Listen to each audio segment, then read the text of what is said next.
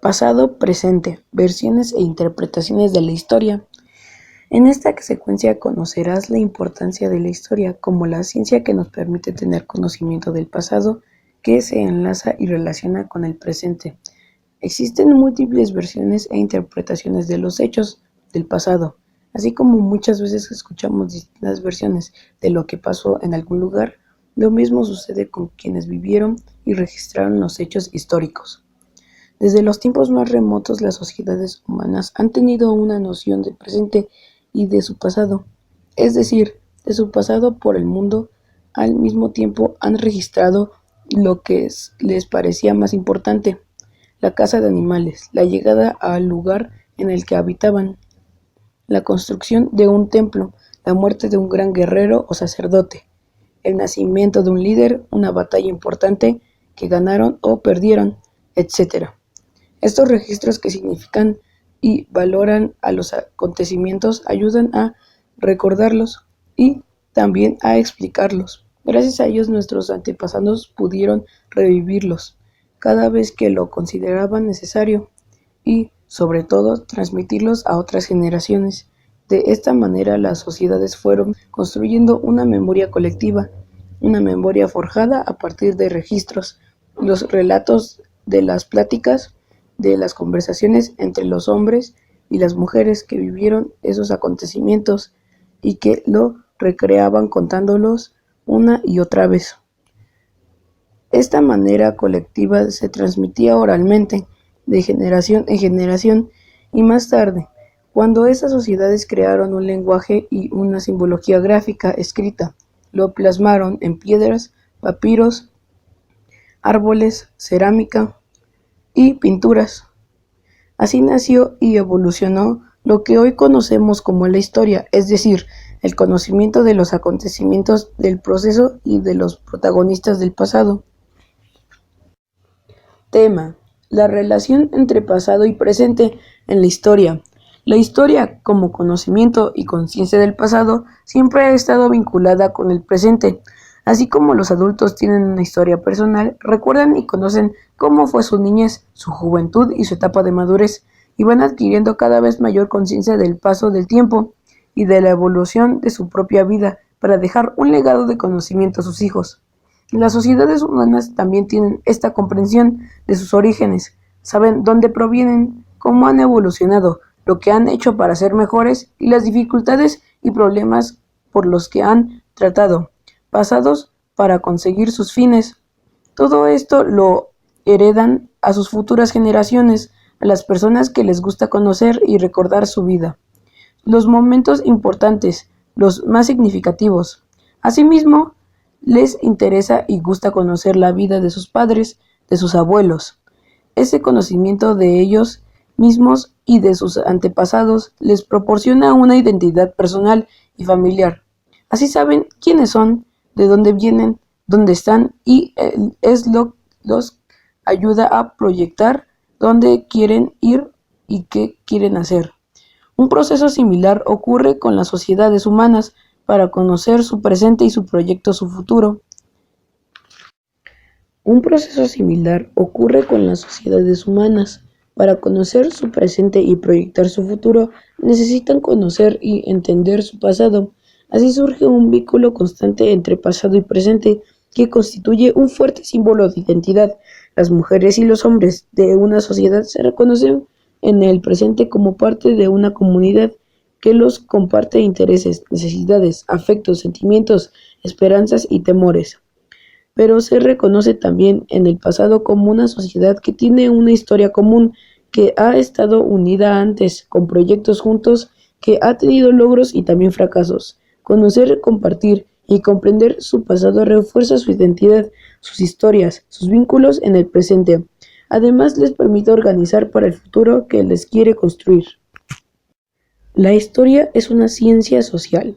La noción de historia como conocimiento del pasado para entender el presente es relativamente reciente y se ha llegado a ella a través de un largo proceso de estudio. Cada sociedad ha construido el conocimiento y la comprensión de su pasado de manera distinta. En esta construcción del conocimiento histórico ha quedado claro que un mismo acontecimiento no tiene el mismo significado para todos los que lo viven, y tampoco lo tendrá para las generaciones que lo conocerán en el futuro. Un mismo acontecimiento experimentado por varios individuos es entendido de manera diferente por cada uno. Para algunos puede ser muy importante y decisivo, para otros pueden no serlo tanto. Unos pueden identificarse y valorar positivamente, otros, en cambio, pueden que no quererlo y rechazarlo. A diferencia de los datos duros que estudian las ciencias puras, como la física o las matemáticas, donde está claro que 2 más 2 siempre será 4 y que toda la acción corresponderá a una reacción de igual magnitud.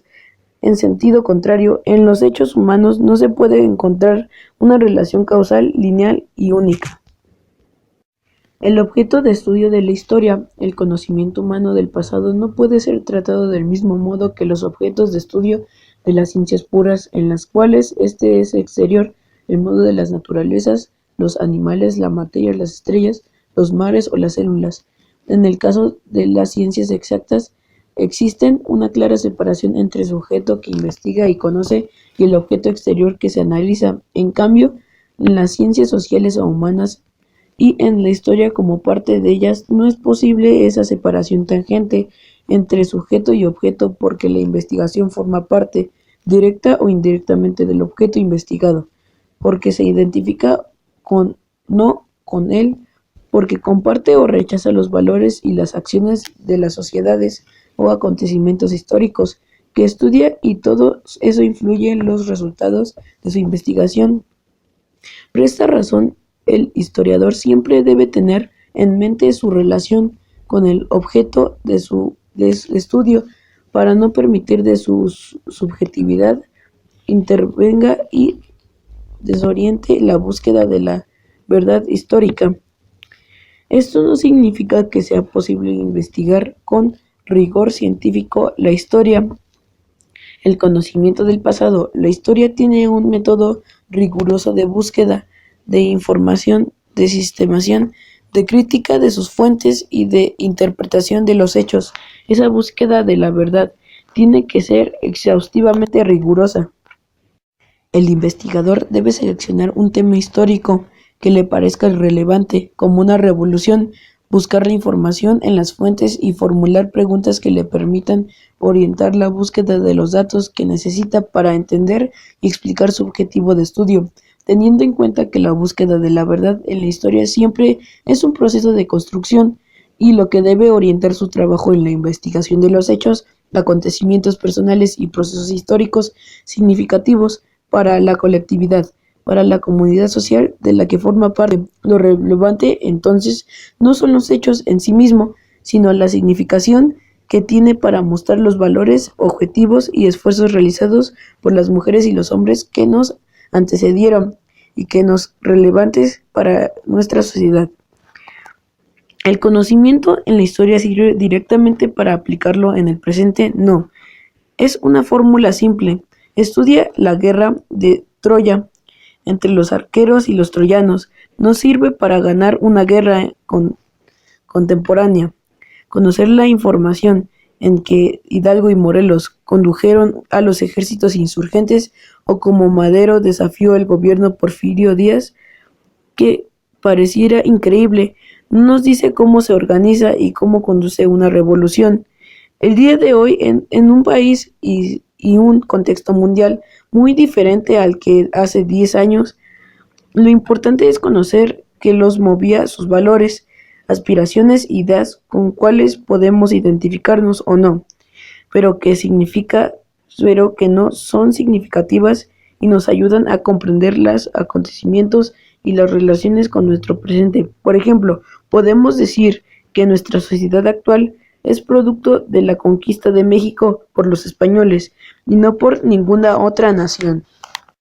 La historia tiene muchas voces como las sociedades. Otra diferencia importante entre las ciencias humanas y las ciencias puras es que no es posible predecir qué va a ocurrir a partir del conocimiento de cientos de datos, como si sucede en la física y en la química. Por ejemplo, cuando llegaron los españoles a México Tenochtitlan, Huitláhuac, hermano de Tlatoani, Moctezuma no podía saber qué meses más tarde tendría que suceder a este trono. que moriría de una enfermedad desconocida hasta ese momento y que lo seguiría Cuauhtémoc, último Tlatón y mexica. Al estudiar el paso de México antiguo durante ese tiempo y por qué ocurrió la conquista de los historiadores han encontrado diversas e importantes causas. Hacia 1325 se formó la Triple Alianza, integrada por México, Tenochtitlan, Texcoco y el centro tepaneca de Tlacopan o Tacuba. Los grandes señores de esas ciudades se repartían los tributos y tomaban decisiones sobre la conquista a realizar. Así, extendieron su dominio hasta regiones tan distantes como las huastecas, entre las actuales estados de Veracruz y San Luis Potosí, e incluso el Soconusco en Chiapas. Los más beneficiados y poderosos socios de la Triple Alianza fueron texcocanos y tenochcas. Sin embargo, la mayor capacidad militar, deidad guerrera que exigía prisioneros de guerra para sacrificio con el fin de alimentar al sol y mantener el orden cósmico. Los pueblos conquistados por mexicas no se subordinaron en el político a la Triple Alianza. En la mayoría de los casos se permitía que los gobernantes de cada ciudad y de pueblo derrotado conservaran su independencia, obligados a pagar tributo. Debido a esto, la llegada de los españoles en 1519 les dio oportunidad de aliarse con ellos contra sus antiguos dominantes. Saber lo anterior nos ayuda a comprender por qué ocurrió la alianza entre los pueblos indios y los huestes de Hernán Cortés. Pero esto lo sabemos ahora. Ninguno de los contemporáneos, ni Cortés mismo, podía saber cuándo desembarcó en Veracruz en 1519 lo que iba a ocurrir. Los acontecimientos humanos, los hechos sociales, no son predecibles. Incluso puede presentarse todos esos factores en otra sociedad y en otro tiempo y no gestarse en conquista. Entre otras cosas, porque para que esta ocurriera tuvieron que existir personajes como Moctezuma, Hernán Cortés, Pedro Álvaro, entre otros. Las causas enumeradas pueden explicar en parte el origen de la conquista de México. Para algunos historiadores fue más importante las causas económicas, para otros los factores internacionales. ¿Quién tiene razón? Todos, porque la realidad social es compleja, con muchas frases y rostros, en su totalidad compuesta por múltiples partes, todas las cuales tienen un lugar y una función, y es el conjunto de todos los factores lo que le da unidad y sentido a un hecho histórico. Al analizar y estudiarlo, los historiadores tienen que explicar a partir de las voces de sus participantes, de entender cuál era su situación, sus motivaciones, la herramienta de las que disponían y también a qué se enfrentaban para conseguir lo que querían. Finalmente, el historiador debe observar cuáles son sus resultados de sus acciones.